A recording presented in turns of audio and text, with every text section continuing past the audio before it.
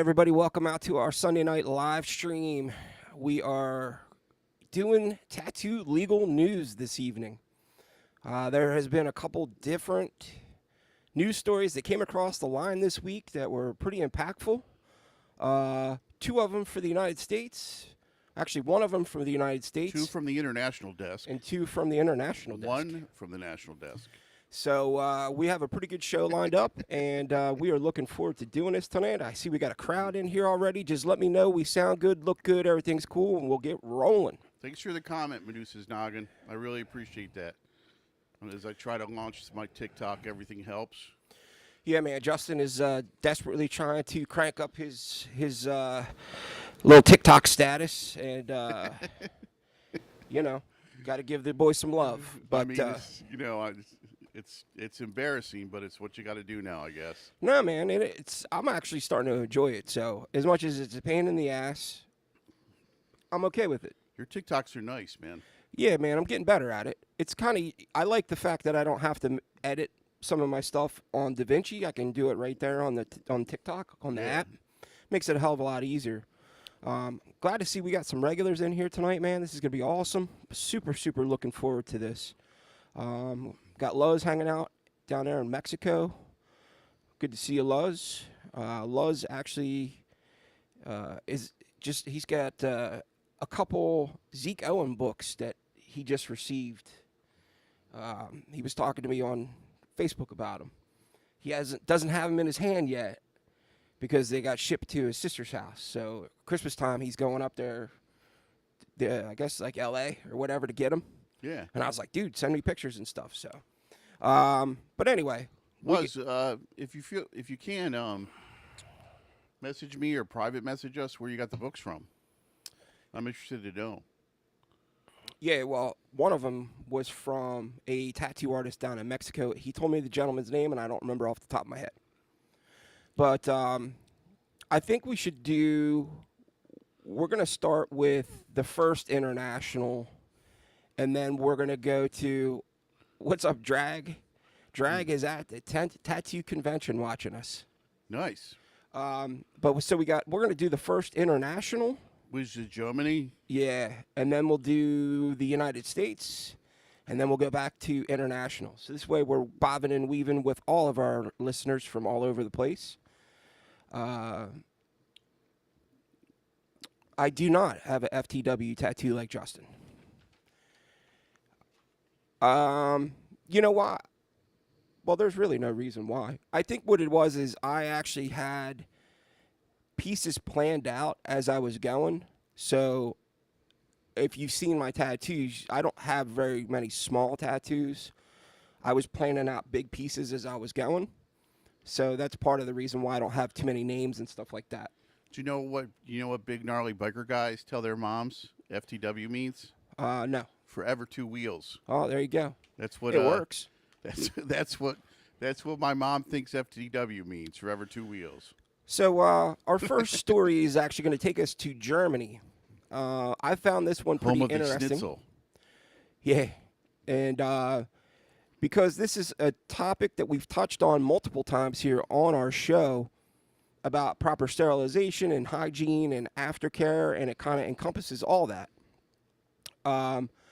A trial has begun against a 40-year-old German tattoo artist who stands accused of causing the death of a 22-year-old customer due to serious hygiene violations.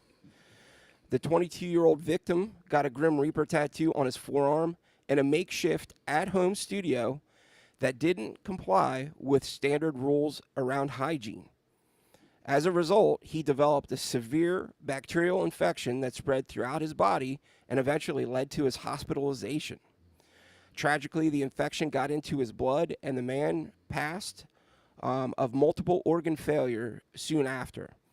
On Monday, the amateur tattoo artist responsible for the tattoo began appearing before a district court in Korbach, a town in central Germany.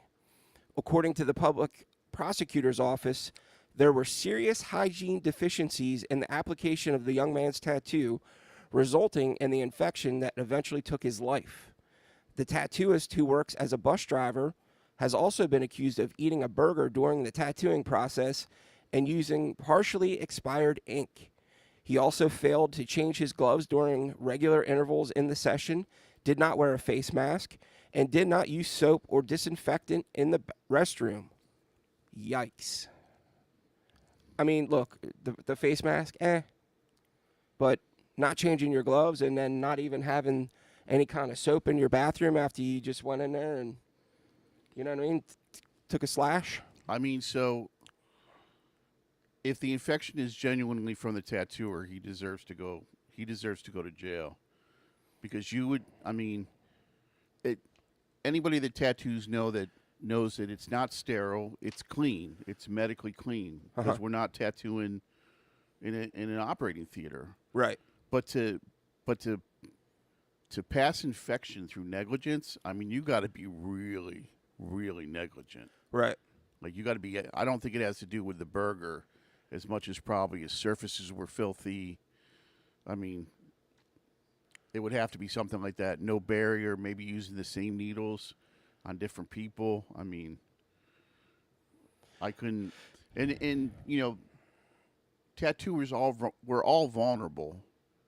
I mean, no matter how well we do the tattoo, and no matter how well we, you know, how hygienic our methods are, I mean, we are vulnerable to what the client does when he leaves. But Right. Yeah, I mean, and we've talked about tattoo, right? Like, so if you're going to go get a tattoo and then you're going to go swim in the ocean, you know, you're kind of like, it's kind of on you. But Drag is saying that he's even heard of this story, and you know, I guess it's pretty well known that the guy was eating a burger or whatever during his tattoo session. you definitely don't eat burgers during your tattoo session. Right?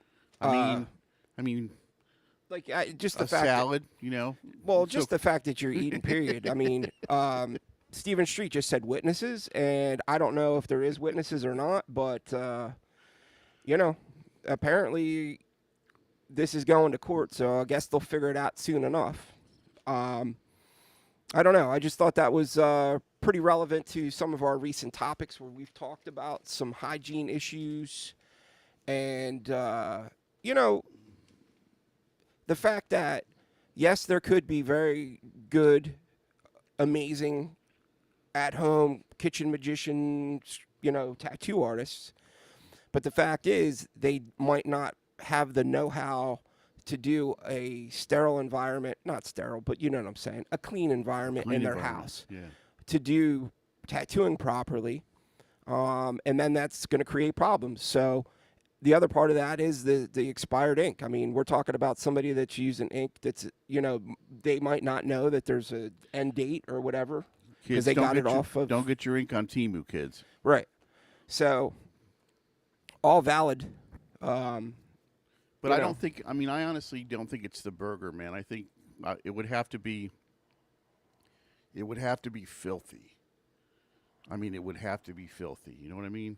Right. Even like I use medical grade disinfectants for my surfaces, and I mean I autoclave all my instruments, but even the surfaces. I mean, I'm probably going to get lung cancer based on the fact that I use these disinfectants, and you know you're supposed to use them with a mask on, and you're supposed to use them in a well-ventilated area. Right. And I just, you know, that's not practical in a tattoo shop.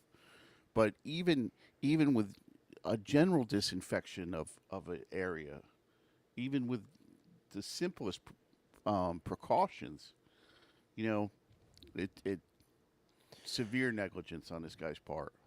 Right. So, you know, unfortunately, that's as far as the article went. It doesn't really have any details about like where it's at in court, if it's going to, you know, go any further or whatever. But if we see anything, we'll keep you guys updated. You never been tattooed in a house, right? Never. Who out there has been tattooed in a house? I'm just curious. I know Fat Cracker said he has. Oh yeah, without a I think doubt. Stephen Street may have even said he was. Who's been tattooed with dogs running around the table and the ink in 40 bottle caps? Yeah.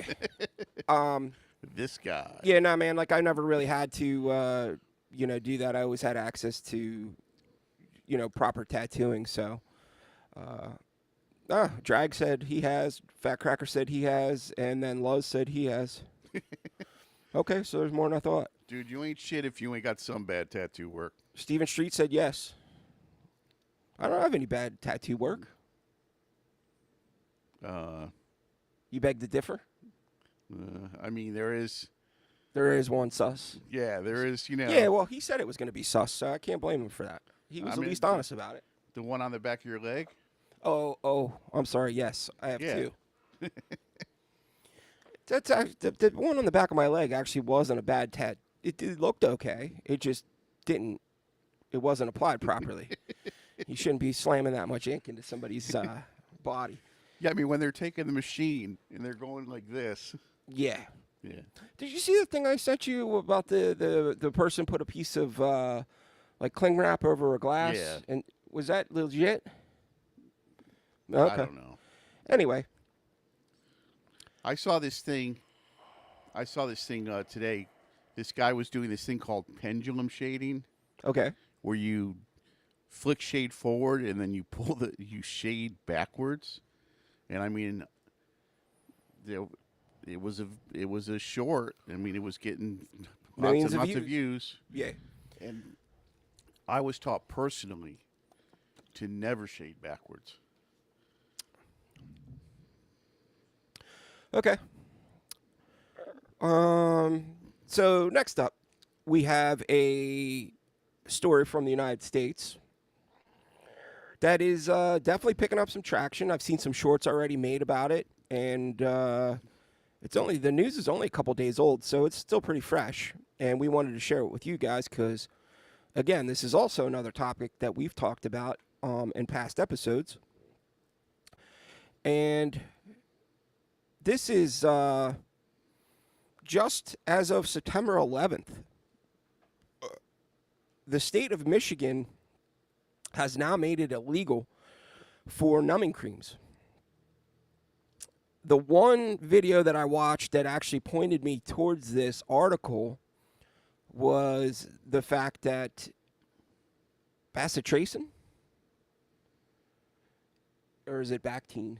Bactine is listed as a numbing agent, and a lot of old school tattooers use that pre and post During. And now it falls under the category of a numbing cream. So there's going to be quite a few people in Michigan that are going to have to make some adjustments, so to speak. And I think that, this is a topic that it's probably 50-50 no matter where you're at. You could probably walk down at the convention floor and, ask everybody as you're walking down, hey, what do you think of numbing cream? And probably be a 50-50 split, yes and no. But the fact that Michigan has basically made it illegal at this point, I think it's going to be interesting for some of the different states to see how, I guess, the reaction is to this, to see if it goes any further than Michigan. And then it's also, at that point, going to take a weird turn if it does start to spread to other states, what the impact is on that industry alone, because there are quite a few different brands that have popped up over the past, I don't know, let's say year, maybe 2 years, of numbing creams or an additional line of product for tattoo companies. So since the advent of the numbing cream, like when you watch the tattoo prep reels on TikTok or Instagram or Facebook, numbing cream is just part of what they do now. That's just considered that's just regular procedure. Because I think that the sense of like I earn my tattoos is completely lost. So even though I don't like numbing cream, I don't like the fact that the state has stuck its nose into tattooing. Yeah, I think it's going to be you're just asking for more oversight on a craft that doesn't need it. From a state perspective. I mean, does the county health department, should they have the right to walk into a tattoo shop and be like to judge cleanliness and to Absolutely. judge? Absolutely. Yep. I mean, that's a necessary but oversight. To say what product you're allowed to use and what product you're not allowed to use, because this kind of goes down the theory that we were talking about prior, where we were saying about the big corporations like Nexus and Body Art are making that push to basically ban coil machines. Yes. So this is just one little extra step that's taking it to that next level. And also, like drag, drag has to use single-use inks. Yeah, Like you well, he's can't, saying it's also in Europe. Numbing cream is illegal all the time. like you can't use like bottled inks like I do. They're little, almost like the A&D packets of ink. Yeah. So our moderator, Nikki just said, how do you regulate that if a client applies it at home before? Now, I know that you guys have said from a tattoo artist perspective that you could tell when somebody's used numbing cream or whatever before they come in. Now, if the tattoo artist says, hey, I noticed you use numbing cream and then doesn't say anything, is like, you know what I'm saying? Like, is he going to be like, oh, I can't do your tattoo now because you did that, so you got to come back? That's how the rule is written, that you're supposed to tell them that they have to come back. But who's going to enforce that? Yeah, that's almost unenforceable law. so the only law that I think is like I understand that there's rules like that about bartenders, right? Right. If you're a bartender and somebody comes to the bar that's visibly intoxicated, and you still serve them based on the fact that you haven't seen them drink, you're liable legally for everything that happens after that, right? Yes, I was actually involved in one of those cases. When I was managing the shaker joint back in my 20s, going to school, there was a gentleman that came in visibly inebriated, wasn't even allowed to order anything. I did offer to give the guy coffee, soda, whatever, blah, blah, blah, or the bartender did. And he said, no, I want, alcohol. And we were like, well, you're not going to get served. And I kind of had to not escort him out the door because it wasn't like that. But it was like, hey, man, you got to go. You got to go. We'll call you a cab, whatever. Because he's like, oh, no, my buddy's picking me up down the street or whatever. Well, apparently the dude got in his car. He parked around the corner, got in his car, and hit some lady almost, and you can say unalived? Yeah, unalived. It didn't happen, but it almost happened. And yeah, so apparently a witness said that he walked out of the bar I was working at, and we were like, nah, it's not. Yes, he did, but we did not serve him. He was too inebriated. And then he proceeded to tell us that it was, my boy's picking me up, whatever. I don't remember the whole story. Dude, we're talking a long time ago. But, yeah. So, if you can, please help us out by liking and sharing the stream. Hopefully we can get a couple more people in here to hang out with us. But we do appreciate the likes. So, numbing cream illegal in Michigan as of September 11th, 2025. Numbing cream and sprays are no longer allowed in Michigan before or during a tattoo appointment. This new law mandates that any topical anesthetics used during procedures must be prescribed and delegated by a licensed physician in the state. Oh, so they're not illegal. They're not illegal. No, they're illegal for tattooing purposes. They are legal to have. So if your doctor gives you a prescription to use a numbing cream while getting tattooed? Maybe, because it says prescribed, must be prescribed and delegated by a licensed physician in the state. So I guess, yes, if you went to a doctor and said, hey, I need a prescription for numbing cream because I'm going to get this tattoo, he could essentially prescribe it. Prescribe the cream for you, and then you could use it. That seems like a lot. Which is really the best numbing cream, by the way, guys. If you can get numbing cream from a doctor, well, yeah, prescription numbing cream is really. He's going to give you the hottest, highest dose of, analgesics or whatever the hell if they're you're called. A baby. So they must be prescribed. If a client arrives with numbing cream on their skin, the artist will have to reschedule the appointment. The law aims to ensure that the use of numbing agents is only permitted when medically necessary and under the supervision of a licensed professional. Um, So again, if a doctor decides that it's necessary for you to have numbing cream during your tattoo, the tattoo shop would be covered. correct. Correct. This is ridiculous. I mean, how has it even gotten to this point? That I don't know, man. It just seems like a lot of oversight with a lot of no ability to enforce it. Um, this isn't like prohibition or whatever, where you could, stop the sale of alcohol and go to from bar to bar to make sure that people aren't, purchasing said alcohol. This is something completely different. And, is that going to be a whole new thing that springs up now? You're going to have doctors that are going to be like, oh, we cater to people that want numbing cream. I mean, I forget what state it was, but at one point, maybe it was even New Jersey. They were trying to push having a registered nurse on staff in the shop whenever it was open. Yeah. So Scott Force just made a great point. How can they worry about numbing cream when untrained people can buy tattoo equipment on Amazon and eBay? More government bullshit. It's a valid point. I think you got bigger fish to fry than worrying about somebody using numbing cream. Now, my question is, and I didn't see this anywhere, was there some kind of incident that happened in Michigan that caused them to pass this rule? Like, did somebody have a unfortunate accident with numbing cream and or be unalived by using numbing cream? Is that why they went? It just seems awful weird that they would go this far to push the numbing cream issue for no reason. Something had to have happened. And I'd be curious. Medusa's Noggin, thank you so much for the super chat. Much appreciated. Always appreciated, man.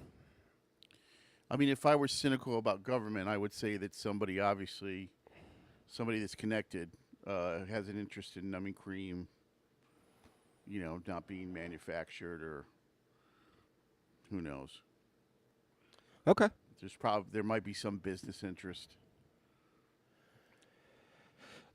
Public notice so that's basically, I had more screenshots, but it's basically the Michigan Department of Health has put the ban into effect, and they're the ones that are going to push it. So, Fat Cracker said there's a California company that sells numbing cream via prescription, so it's more powerful than generic cream.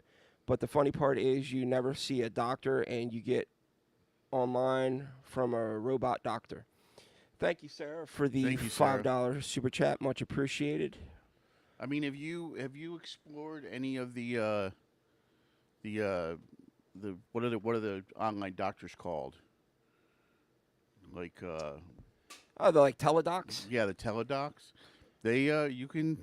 Yeah, well, it's at the point now where like you could call a teledoc and get the fat injection.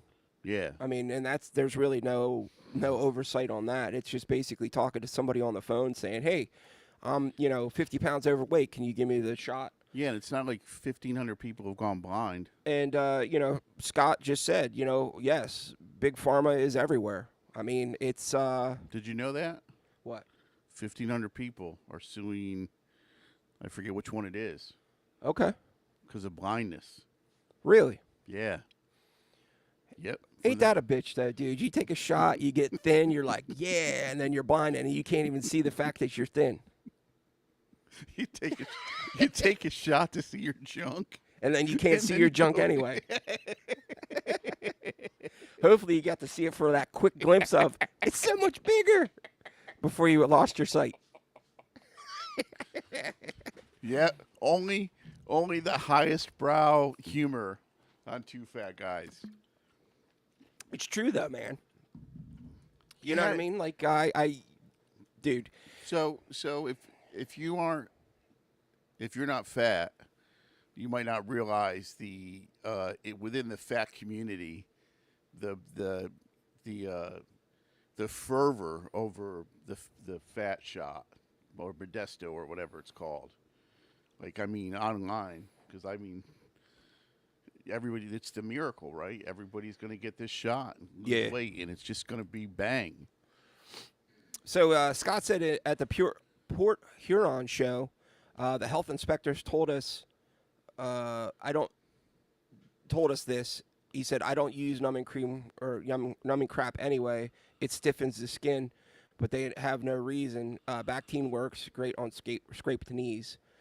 Fat Cracker said, I never use numbing cream. I met them at a convention, and they were pushing the product.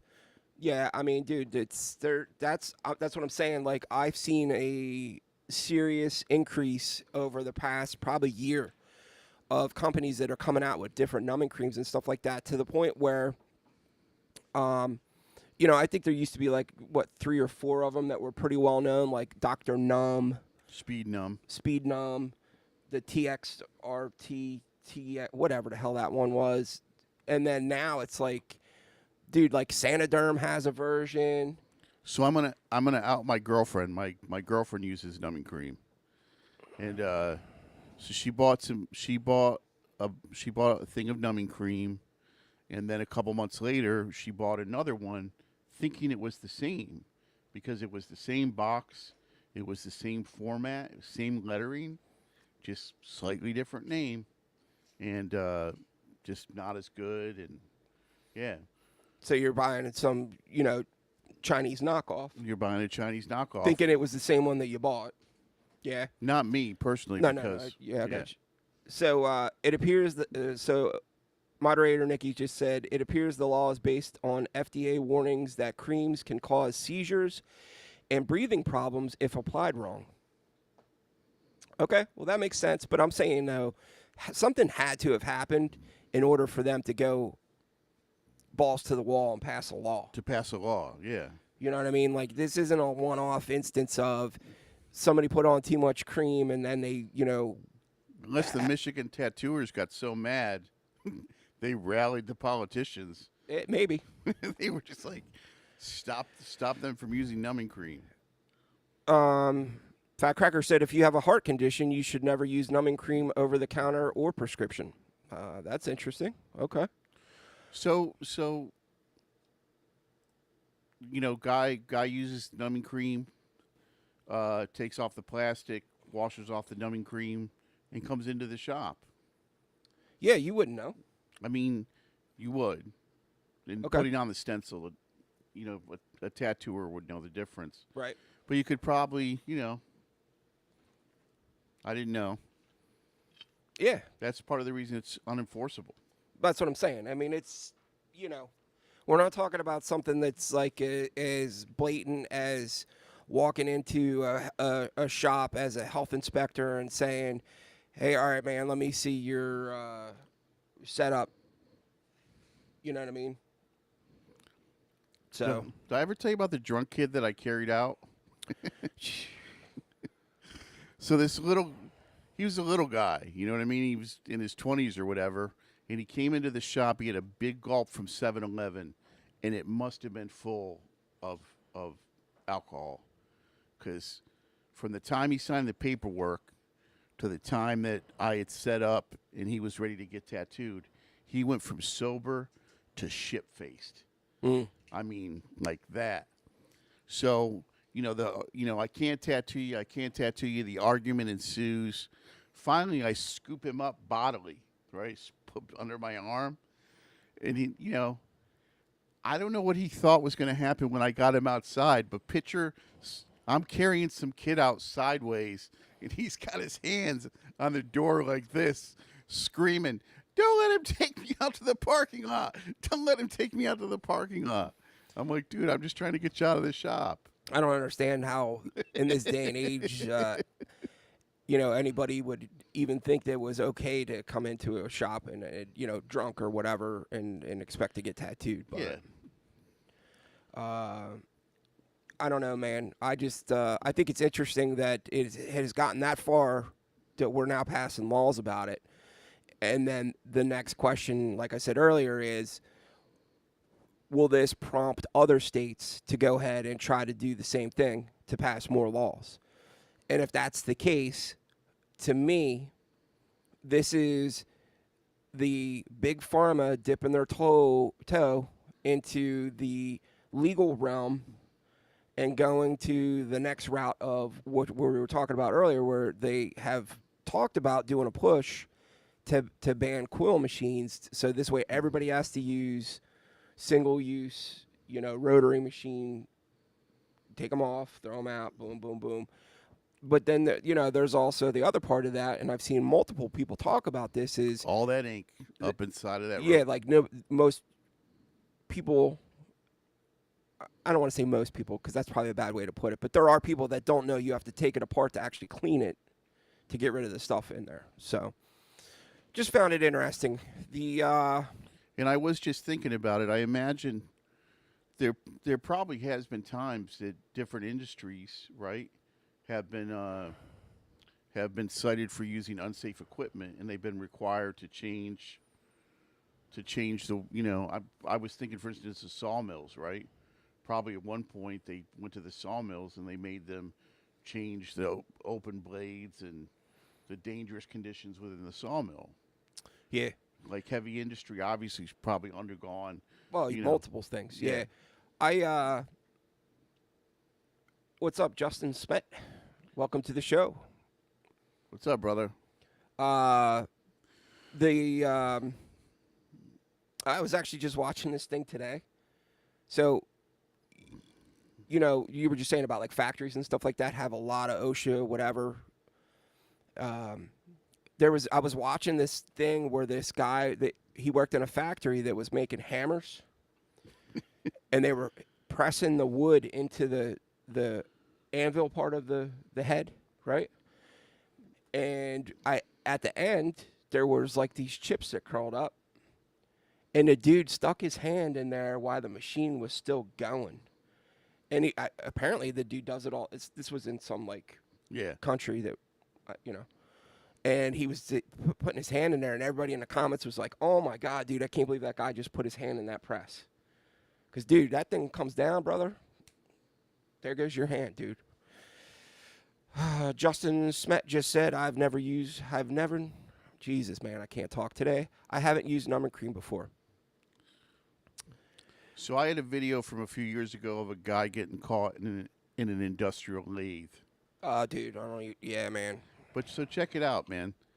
So what fascinated me about this video more than what happens is that there's like 2 minutes up to the time when he gets stuck in the lathe where he's just dicking around the station, right? Yeah. He's just dicking around the machine. And you got to wonder, like, was he like thinking about how miserable he is, how much he hates his wife, how much his life sucks? Like, he was in the last seconds of his life. And he got sucked into and the he had lathe? no idea. And you got to wonder, and it was like an existential thing with me. Like, we just don't know. Yeah. I mean, I saw a dude get his hand sucked into a milling machine, dude. It was horrendous, dude. It was, when you cut, sometimes if you're cutting stainless steel with a milling head, it doesn't chip. It puts out these like long strands. So you would take, especially if you're like trying to do a finish, like a dovetail cut or whatever. You're supposed to take the needle nose pliers and pull it so the string starts to come out. Mm-hmm. Well, the dude didn't. He used his hand, and it sucked it right in, dude. Ooh, I don't want to. All right. Anyway, next story that we have is a big one that I think has been brought up on this show a couple times. And when I saw this, I was floored, which I think this is amazing, actually. If you have not seen it yet, Korea has legalized tattooing by non-medical professionals after a 33-year ban. North or South Korea? I didn't get to see that. I actually have the article. It is South Korea, I'm assuming. It just says Korea, believe it or not. I'm pretty sure it's got to be South Korea, though. Because I would think in North Korea they might let you tattoo, but they would probably control the It images. is South Korea.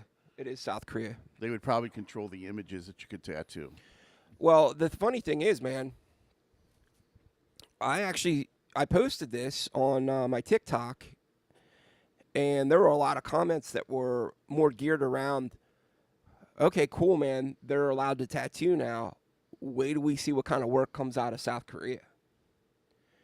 Because, they're known for drawing like some crazy like manga and stuff like that. I mean, there's going to Absolutely. be I think there's going to be a renewed type of renaissance to a different style of tattooing that maybe here us Westerners haven't seen. They make really good horror movies too. Yeah, I wouldn't know. Yeah. I'm not a horror movie guy. But And violent martial arts movies. I'm really curious to see what's going to happen over the next couple years now that they've been given the green light, and there's we could potentially see a whole new slew of tattoo artists come from South Korea that are going to be top tier, man. So a couple years ago, a book came out about China, about Chinese tattooing, and the funniest thing in the book was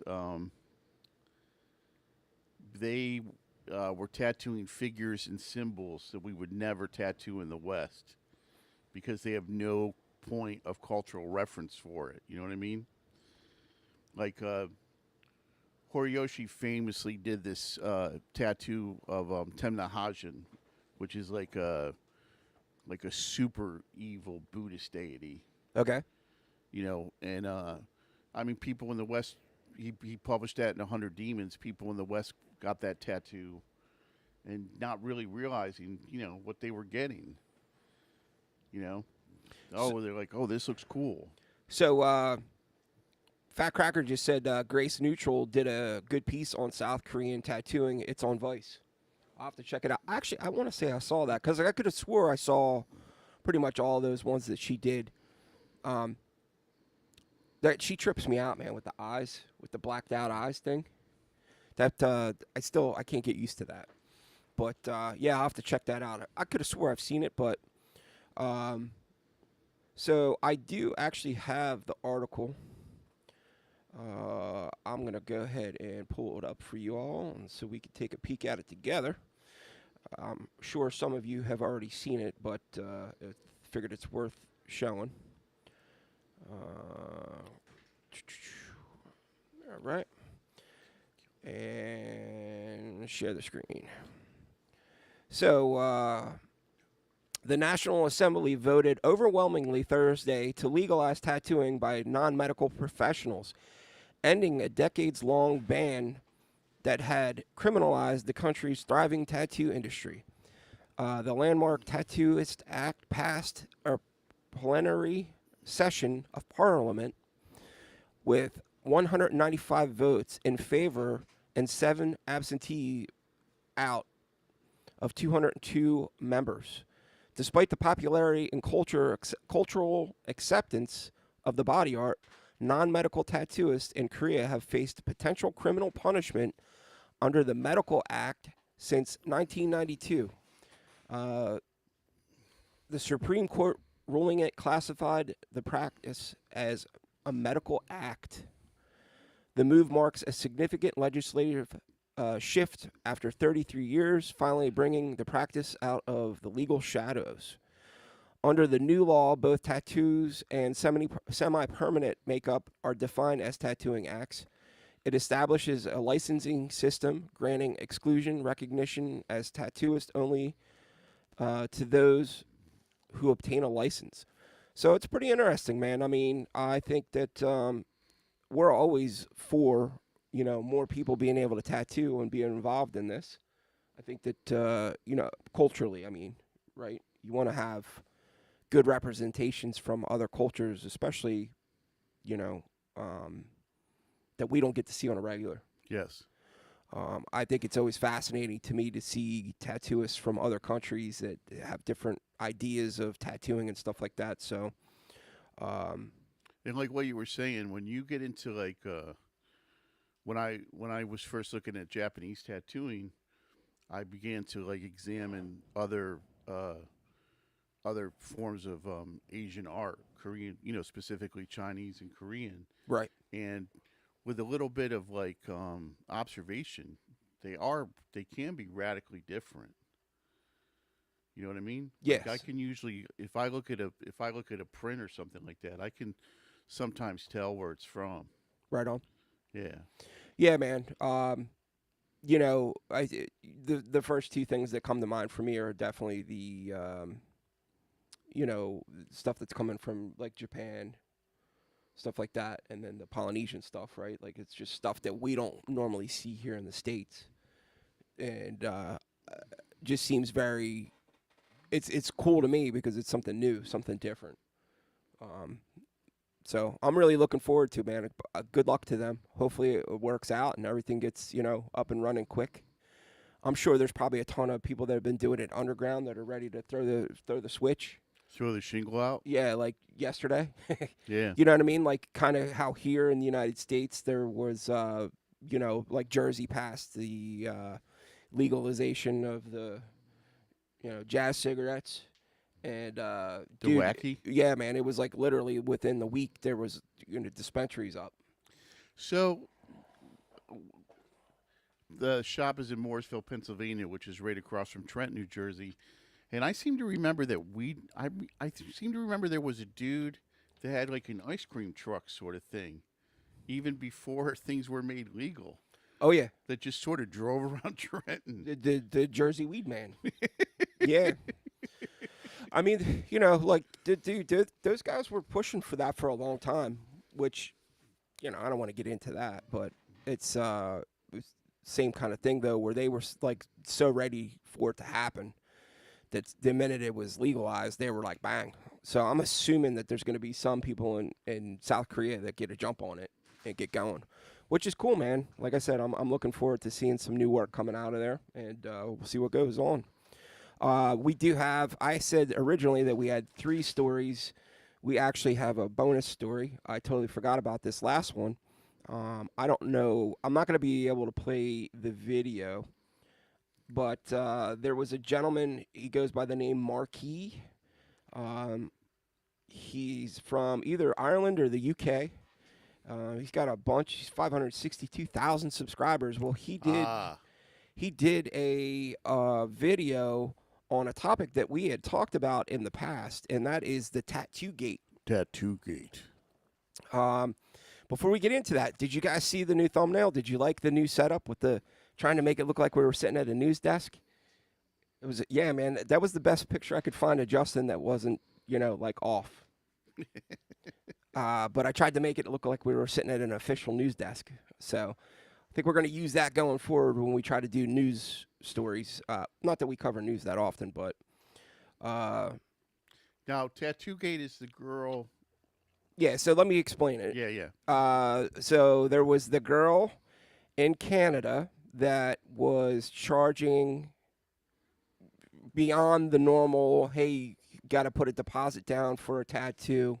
Right, She was charging them like $1,200. I'm just gonna say $1,200. It might not be accurate, but $1,200 to do the drawing. The girl said she sat with her. They talked multiple times, and then and she came in for the final proof, whatever, and she said that's not what we talked about. And then the girl said, well, in order for me to change it again, I'm gonna have to charge you like $2,500. And none of that money was going towards the tattoo.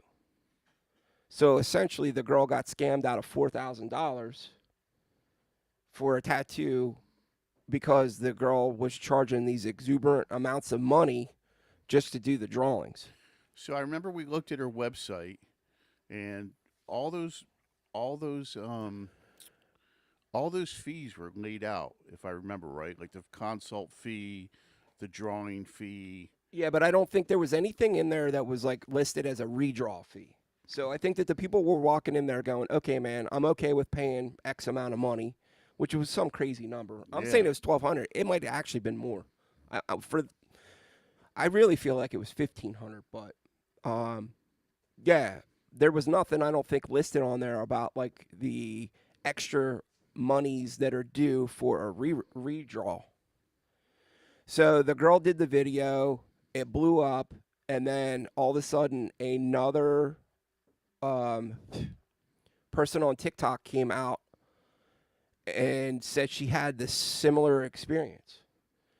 And then it blew up. It went into like Tattoo Gate Part 2 or whatever. Like it was really, it really had big. Legs. Yeah, it had Really legs. big, man. Like millions of views on TikTok. Both of the girls that did videos. Apparently the artist was not apologetic about any of it.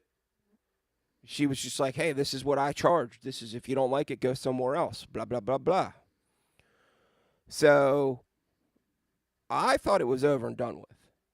And then I came across this video, and I'm going to share it just so you can see it. I'm not going to play it, but there is the video. It's by this guy named Marky. It already has 131,000 views, and it was put out 5 days ago. Apparently now this tattoo artist is suing both of the original TikTok creators for $2 million for loss and damages, saying that they ruined her career. So she's not taking any blame from this situation.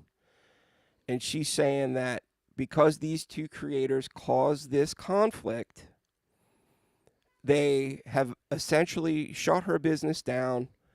And now I'm going to sue you for $2 million for pain and suffering.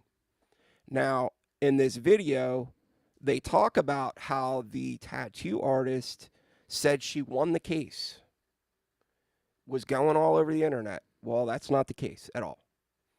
What happened is apparently there is a law in Canada where you could do like a countersuit almost, where you could say, hey, this is a frivolous lawsuit, and get it kicked out of court. Well, the court said it's not a frivolous lawsuit. We're going to proceed. She took that as I won, going and telling everybody, and then the girl came back on TikTok and said, no, she didn't. We're still going to court. And what sucks is that the two creators, the one has kind of went AWOL. She hasn't really posted anything. The other girl is like, F it. I'm going full in on this. Because she said both clients are almost at the point of poverty right now, because it is, lawyers' fees and all that other stuff. Just because this shitty, money-sucking artist is out to get them. Yeah. And from what I understood, and you can tell me if I'm wrong by remembering this, wasn't her defense like she was using one of those guys that was saying, Yes. This is how you should run a business, this is how you should charge for tattoos and blah, blah, blah. And that's where that whole template came in. She was using one of these guys that has a system for having a successful tattoo business. Dude, this is nuts, man. This is crazy. I could see, like Justin Smet just said, look, man, I could see paying $100. Look, I could even say $200 to do the drawing, right? But every time I've ever had that happen, it's been one of those situations where it was like, okay, you put the $200 down, but that's going to be, let's say, it's $1,000 tattoo. When the tattoo time comes, you only owe me $800, because we're going to take that $200 and put it towards the tattoo. Most times, I think deposits function as just a guarantee that the client is genuinely interested, right? Guy comes in, says, can you design me a sleeve, which is a lot more work than people think it is. So you say, all right, sure, man, $200 deposit on the sleeve. And if he's not willing to pony up the $200, he probably wasn't serious about the sleeve in the first place. Right. So that's sort of what it functions as. I mean, charging somebody to draw, that's sort of what we do.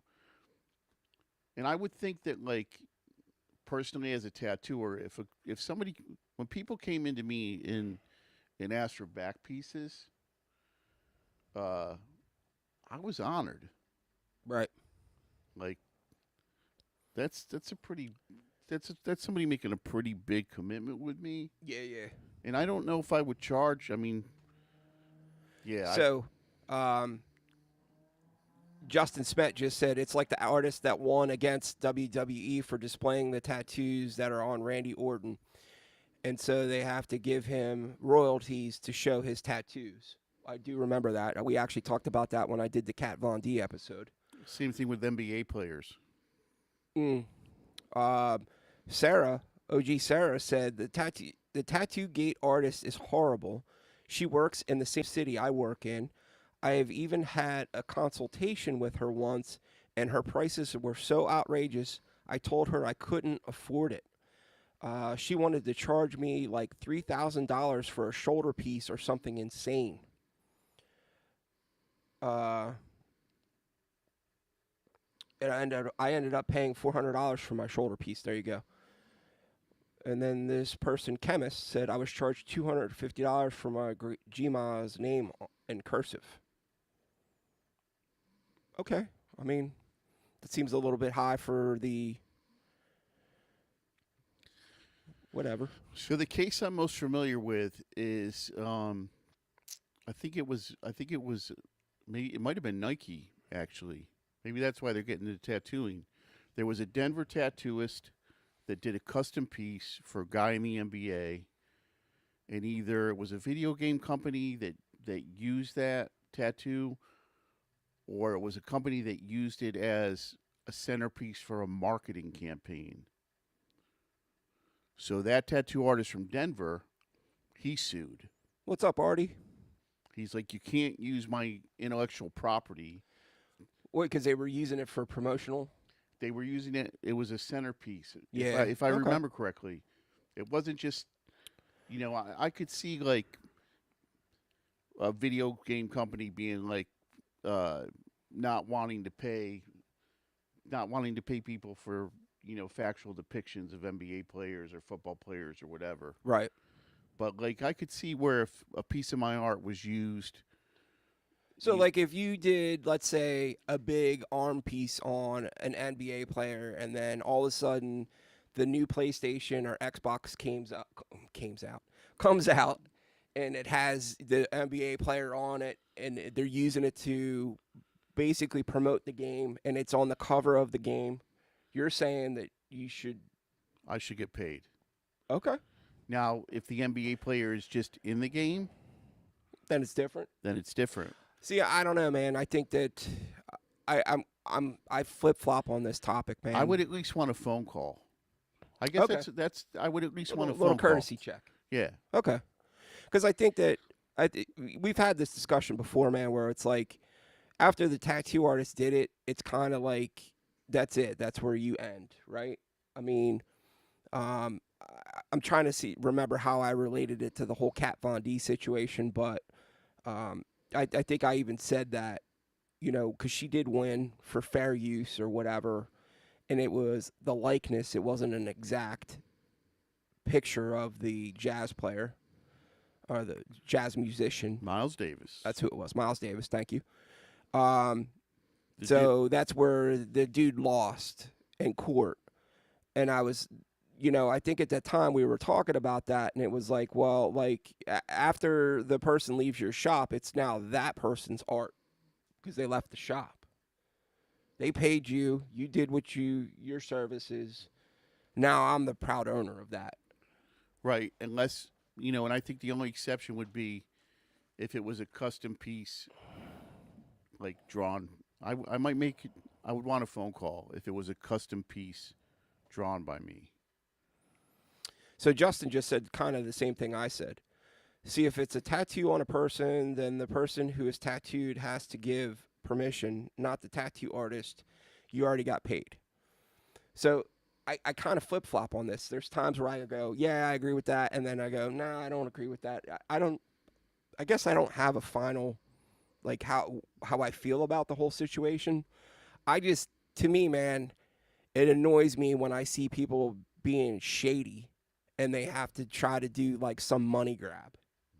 Yeah. That's the part that bothers me, man. The whole money grab thing.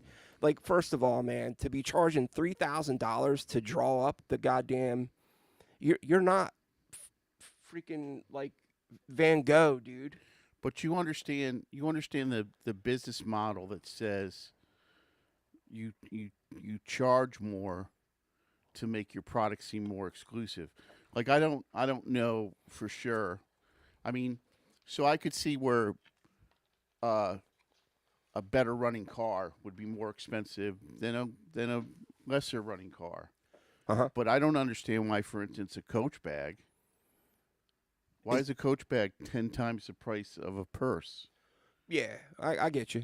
But what I just feel like So people that are getting scammed like that, I mean, you got to wonder. is it your fault that you fell for it?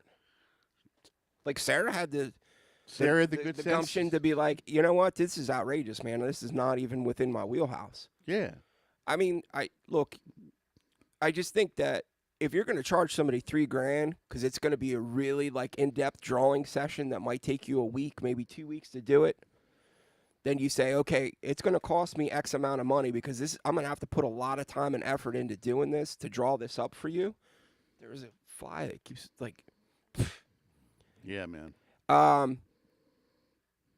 shit, I lost my train. Oh, so, but I will do this for you. You're going to give me, that chunk of money up front because it's going to take me this long to draw it, but I'll take it out of the tattoo. This is just me saying, hey, man, I'm putting a lot of time and effort into drawing this. I'll do it. But also that money should go towards the tattoo, not in addition to. Okay, so I have a question. So guy comes in, I draw a custom tattoo for him. I take the money for the drawing off of the tattoo. Do I have a right to use the same design again? I mean, yeah. It's happened to me. I had a tattoo artist draw up that sun that's on the back of my leg. I was like, oh, man, because it looked different than the sublime sun that everybody got. Because I was a, typical pothead, thought it was cool to have a sun on the back of my leg. And the dude drew it up, and it was different. It was unique. Never seen it before. I was like, yeah. And then You saw it again. 6 months later, I was at this bar, and this dude comes walking over, and he's got the same. And I'm like, bro, where'd you get that? And he told me where he got it, and I was like, son of a bitch, dude. They drew that up for me, specifically for me, and then went and turned around and put it on somebody else. Yeah. So, yeah. Fat Cracker said, I hear you, Buck. Van Gogh wasn't Van Gogh. Meaning, like, dude, you're a tattoo artist, bro. Like, you shouldn't be charging, like, crazy prices like that. I don't know, man. No, I agree with you. But I still think, like, with the case in Denver, the fact that What's up, Irish? the tattoo was used, like, see, I guess that's the difference, Buck, is that the advertising company in Denver used the tattoo. Yes, that's a as its big focus. difference. Yeah, that's a big versus difference. use the player as the focus. Yeah. That's a huge difference. Then, yes, that dude should be getting paid. Absolutely, man. Because you're using his art. That would be just like somebody that drew up, a painting or did a painting for, some publicity thing. They're going to get paid for that. So why? To me, that sounds to me like the marketing company was basically taking the artist, taking advantage of the artist. Jesus, man. So I have a speaking of this, I got a question for Fat Cracker because he lives in LA, right? So we were looking last week, I don't think you were here. We were looking at this tattoo shop that's in Los Angeles. And the main thrust of the tattoo shop's webpage was the celebrities and celebrity athletes that the tattooer had tattooed. So ironically enough, he hit me up after that. He watched it after the fact. And then 2 days later, he actually sent me a video of the tattoo shop with the dome, the glass dome that's on top of the lobby. And it looked like a goddamn nightclub in there with all the lights going and the lights. But I'm like... So in Los Angeles, is that like a thing?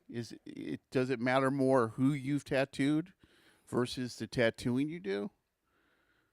I mean, is that what the Los Angeles tattoo culture is like now? Like, I want to get tattooed by the guy that tattooed Post Malone, even if it's not the best work ever? I wouldn't say that because that's, you know what I mean? Like, if that were the case, Baba would have said, you know what I mean? As much as I talk to LA guys, I don't, well, at least the LA guys that I've talked to, nobody's ever said that. Yeah. I mean, and I've talked to like Shane at Home and Baba and, you know, Yes, it's a thing. yes, it's a thing. Okay. Yeah, that's nuts.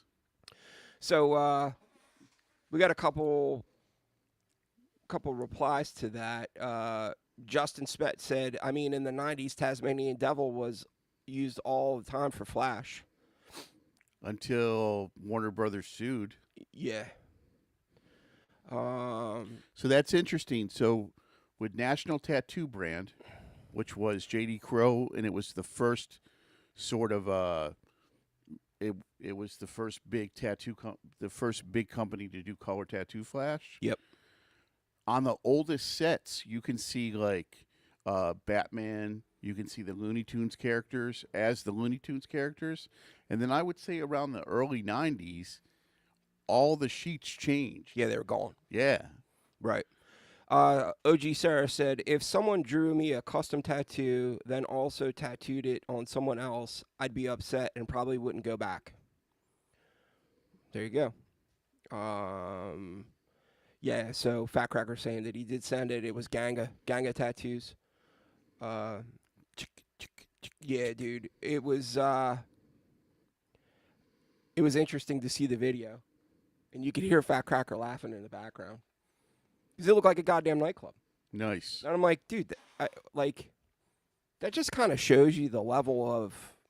Media tattooers. Yes. The media tattooer. We've coined it here, folks. Last week, we coined it. The media tattooers. Yes, it's a thing, Fat Cracker said, but not by hardcore tattoo enthusiasts. Yeah, absolutely. Justin Smet said, I'm not in big cities. I'm in Wisconsin. Most people want to go to artists that are talented, but at the same time, not overpricing. Like I've paid $500 for a half sleeve. Yeah, I think that, we've talked about this too. The pricing of tattoos is going to be very dependent on where you live. Like, Philly's going to be a little bit more expensive than, let's say, South Jersey. New York's going to be more expensive than Philly. LA's definitely probably going to... LA's going to be way more expensive than here. And the other example that I always use is Old City Tattoo, right? The tattooers at Old City are super talented, but they want to do a certain kind of work. So if you go in there and ask for a rose tattoo, they might want to charge you $250, but it's more so because that's not what they want to do, and they're in a place as artists where they can sort of pick and choose what they want to do. Yeah, so Fat Cracker said civilians with money want celebrity tattooers, but Spotlight and 10,000 Waves are still doing amazing tattoos. Chris Hawkins said, is Ganga an artist or just the shop name? It is an artist as well. The dude's name is like Ganga something. Ganga Khan. Inkzilla, what's up? Inkzilla hanging out with us. Said, I usually give the client the drawing after I tattoo them. If it's a custom piece, that way it's theirs and to do whatever they want. Also, yeah, so Fat Cracker just said it in chat. I wish he was on last week because he would have told me this in chat. Do you know that Ganga dude is the guy that started the whole anesthesia tattoo fad? No, I didn't. He is the dude that started the fad. That would figure. So you want to talk about money-grabbing son of a bitch. That dude is the king. Yeah. So not only did he start the trend of anesthesia tattooing, but now he's trying to be like Nike-sponsored tattoo school. Crazy, man. So Inkzilla said, and if you don't put the deposit towards the tattoo, you're just a money-hungry dick. I agree, dude. To me, that I've never heard of anybody ever doing that and saying, no, man, this is a separate fee. or at least nobody that I've went to. Because if they would have told me that, I would be like, "Psh, I'm out. I'm bouncing, dude." There's plenty of good artists out there that aren't overcharging and gouging the shit out of people. I mean, anybody that I would trust to do that big of a piece on me, that I would want a custom piece from, I would probably just give them like the most basic idea of this is what I'm interested in. You know, like these are the elements, and I would have them like put it together the way they wanted to put it together. Yeah, yeah. Like I want my tattooers to do tattoos that they enjoy doing, because they're going to do a better job if they like the work, if they like the subject matter. So Sarah said the city that the tattoo gate happened in is not a big city at all, under 150,000 people. So that's crazy to me, because then at that point she's actually just putting all her business out on Front Street.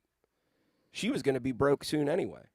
If she was charging those kind of prices in a smaller, that's bigger than a town, I would guess. 150,000 people. I guess a town. Trenton? Is that, you think that's how many Trenton is? 150,000? Nah, it's more than that. I think it's more than 150,000. But anyway, it doesn't matter. It's just considering that half of it's abandoned. Yeah. The fact of the matter is, though, that's gonna catch up with you, man. Like, when people are gonna start to realize that you're overcharging and gouging the shit out of your people for, to be fair, dude, like, that was the other thing. I forgot about that. So the tattoo that she did on the first girl was supposed to be like the full body of the fox. Yeah. And it was only like the head with some flowers. And I gotta, I'm just gonna call a spade, dude. That tattoo wasn't that good. Like, it wasn't mind-blowing, like, to be charging the amount of money that she was charging. I would have expected, like, holy shit, that is mind-blowingly good.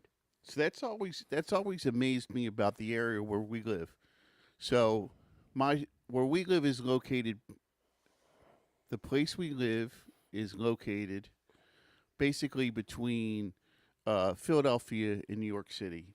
Mm-hmm. And I've seen no-name tattooers, just average Joe dude. Average Joe tattooers. That would blow the doors off of some of these big name. Well, wait. Charging the same prices as tattooers that, guys I know in New York that are excellent, top tier tattooers. But, people are just, I don't know if it's laziness or they just, they don't care one way or the other. Yeah. So Inkzilla said, as a convention promoter, I see crazy, awesome artists all the time, and I don't know any artist at my shows who charges anywhere near that chick for deposits, and these artists do crazy work. That's what I'm saying. Like, there's plenty of...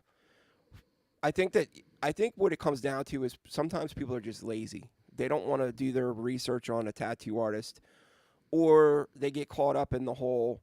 That fly loves you. I know, dude. They get caught up in the whole, hey, well, this is so-and-so got tattooed here, so I'm going to go there. Not realizing that they could probably get a better tattoo somewhere for a much cheaper price and not getting raked over the coals for a goddamn, to draw up a piece. So I had a weird experience Friday night because I did a skull with a dagger through it, probably half the size of a forearm. You know what I mean? Basically from the instep from the ditch of the arm about halfway down to the wrist. And I did it in, 35 minutes. Because that's, I love that shit. And I just pulled out the 14 and the 9 mag, and yeah, we went to town. 4 basic colors.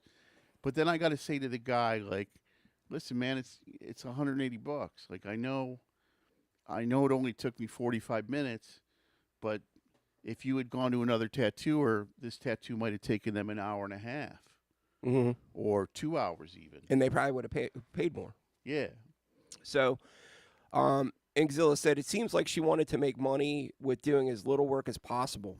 Yeah. So, that's kind of where I was going with it initially. My first thought when I heard this was she really didn't want to do the tattoo, so I'm going to charge this exuberant amount to draw it up.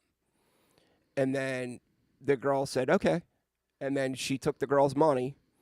And then when it was time to do a quick redraw, she, again, didn't want to do it, so she threw out some crazy number. Now, I don't know why the girl said yes to it. and continued on with it. The other girl that did not get the tattoo, she was like, "Go pound sand." So I used to work with this dude in Jersey, and so I sort of I can picture why the woman gave her the second deposit. So we'll call him V. That's not his name, but that's how I'll refer to him. So V would take deposits for drawings, right? Not do the drawing. The client would come in to get the tattoo done, to look at the drawing, and this dude would not only be like, I wasn't able to get the drawing done, but I'm going to need a little extra on the deposit. And I swear, dude, I swear, 9 out of 10 times, he got a second deposit because he was just that slick and like that. He was just that Like shisty. shady car salesman type. Yeah, dude. I mean, it became a thing in the shop where it was almost like watching a train wreck. Yeah. He'd be like, "Yo, man, you know he doesn't have the drawing done." Kid comes in and he's just over there like, you know, I don't know, like hypnotizing him with his hand movements or whatever. Yeah. And you get a second deposit. Well, I hopefully you guys liked the show tonight. Hopefully we had some good topics for discussion. It looked like the chat was pretty active tonight, which I very much appreciate. We thank you all for that. We hope you have a safe, happy week. I will be on Wednesday. I do not have a artist yet that I'm going to focus on Wednesday night, but I will be on Wednesday night at 7:30 Eastern time. And then we will be back on Sunday. But hopefully this week I will also get the Mike Schwaggart interview out. I have a majority of it edited. I'm at the process right now where I have to add some B-roll, so hopefully it'll be done by Friday. I'm not making any promises, but that is the plan for this week. I hope you all can join me on Wednesday night. And if you can't, we understand. You can always watch us after the fact. And if you do watch us after the fact, please give us a thumbs up and make a comment. Let us know that you're watching. We appreciate it. So Mike Swaggart's done almost every large piece that I have, with the exception of one. And he's just a really good. When the video comes out, Mike's a really good dude. Really, he's kind, man. He's a good guy. Really nice dude, and he's super, super into the history of tattooing. Yeah, knowledgeable guy. So yeah, definitely watch that video.